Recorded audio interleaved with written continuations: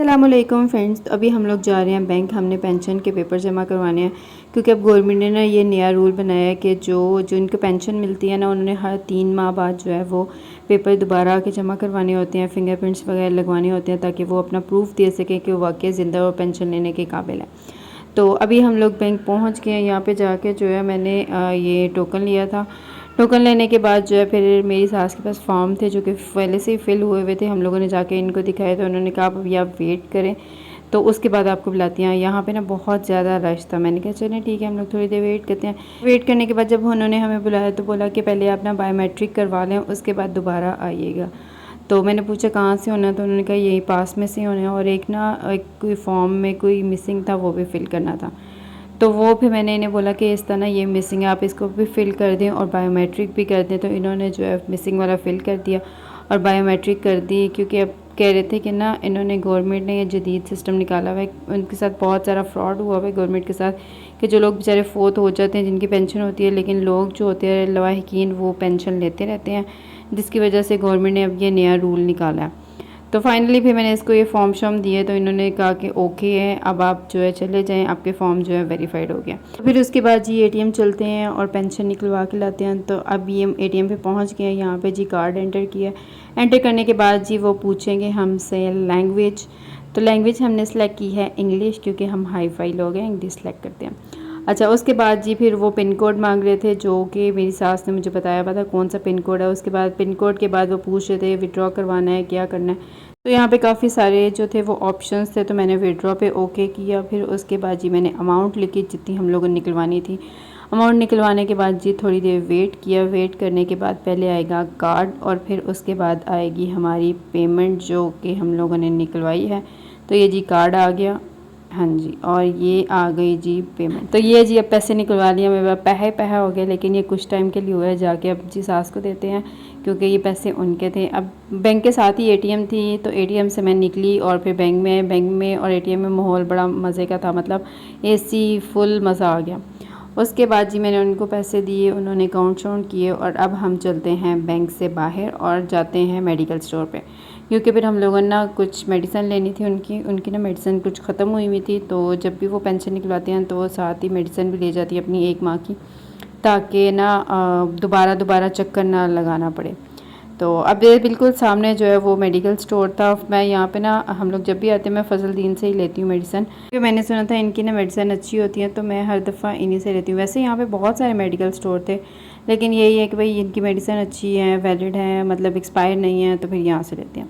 खैर हम लोग फजलदीन पे पहुँचे। ये ना इस दफ़ा फजलदीन वालों ने खीरी ज़लालत की हुई थी, इनके पास दवाइयों का स्टॉक ही नहीं था। जो हमें दवाइयाँ चाहिए थी उनमें से कोई मेडिसिन भी जो है इनके पास नहीं थी। फिर इन्होंने कहा कि हम आप लोग यहाँ बैठे, हम लोग आपको ना पास से मंगवा के देते हैं। हमने कहा चलो ठीक है।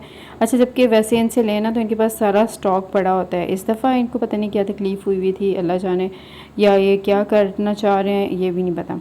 फिर उसके बाद फाइनली काफ़ी वेट करने के बाद इन्होंने हमें मेडिसिन दी और हम मेडिसिन लेके जो है अब बाहर आए तो फिर वही गर्मी, धूप, हाय सड़गे वाला सीन हो गया। फिर इन्होंने एक और घटिया हरकत की हुई थी, वो ये थी कि सीढ़ियों के साथ जो रीलिंग दी होती है ना, जिसको सपोर्ट से बंदा जो है वो चढ़ सकता है, उतर सकता है, इन्होंने वो भी उतरवा दी थी। अब क्यों उतरवाई हुई है पता नहीं। अब मेरे जैसे बंदे जो बेचारे टांगों के मरीज़ हैं या जिनको डर रहता है स्लिप होने का, उनके लिए वो बड़ी अच्छी थी।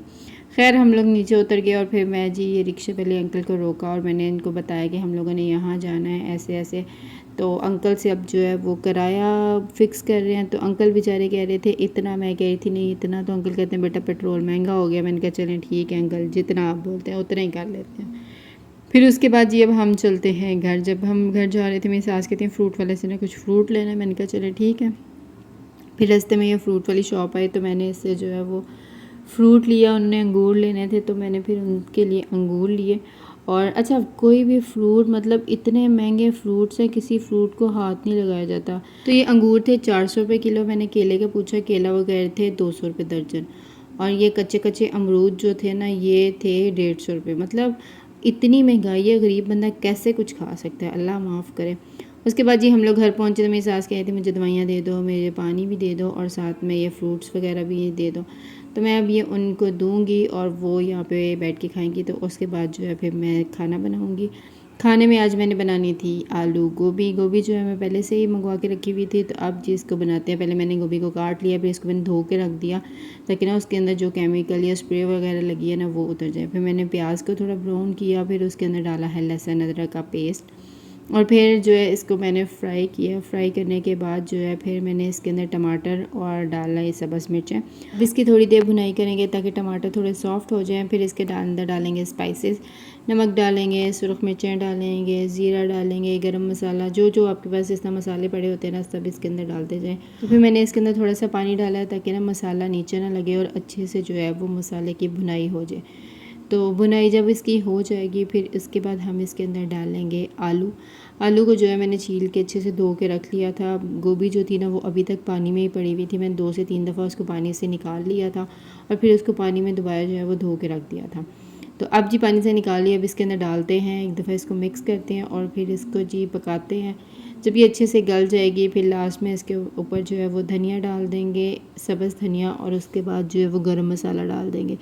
तो आज का व्लॉग यहीं तक था। वीडियो अच्छी लगे लाइक करिएगा, चैनल को सब्सक्राइब करिएगा और प्रेस द बेल आइकॉन ज़रूर प्रेस करिएगा ताकि हर नई आने वाली वीडियोस आपको मिल सके, और मुझे अपनी दुआओं में याद रखिएगा। अल्लाह हाफ़िज़।